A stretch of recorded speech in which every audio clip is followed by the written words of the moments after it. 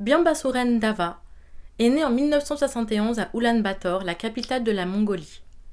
À l'âge de 18 ans, elle commence à travailler pour la télévision nationale en tant qu'assistante réalisatrice et présentatrice jeunesse.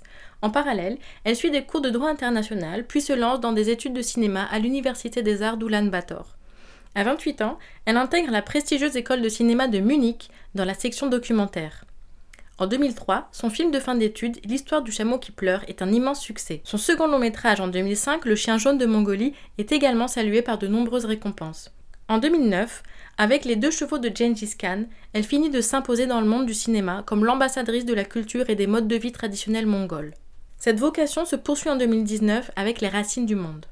Cette affiche se divise en deux. Dans la moitié supérieure, le titre remplit l'espace, soulignant le poids des mots. C'est une invitation à méditer sur cette métaphore, les racines du monde. L'image apparaît dans la moitié inférieure. Au centre, un arbre à la ramure dénudée est orné de mystérieux rubans bleus. 2 personnages les accrochent aux branches. À droite, un enfant, à gauche, un homme. Ils portent le dil, vêtement traditionnel de la Mongolie. Le paysage qui s'étend dans la profondeur de champ et la yourte qu'on aperçoit sur la gauche indiquent leur mode de vie nomade. Cette image est extraite d'une scène clé où le père initie son fils à un rituel sacré. La répétition des gestes les inscrit dans un continuum temporel. Leurs ancêtres les pratiquaient, leurs descendants les reprendront, et la caméra de Byambasuren Dava en garde la mémoire.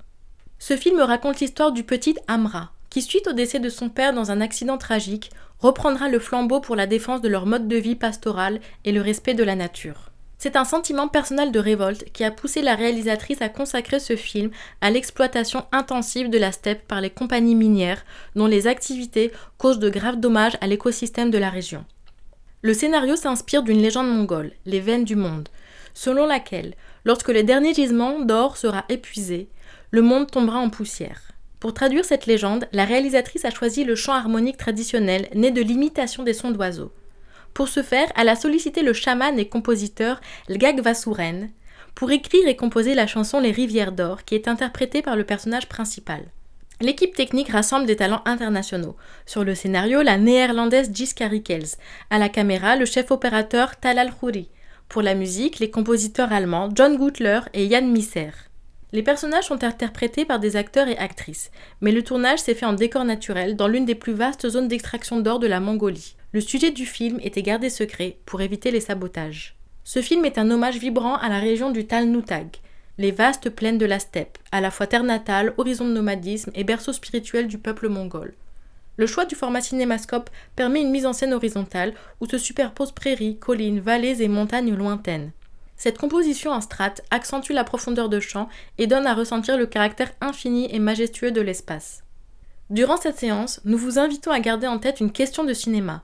Parviendrez-vous à distinguer les éléments de mise en scène qui relèvent du registre documentaire et ceux qui relèvent du registre de la fiction ? Bonne projection !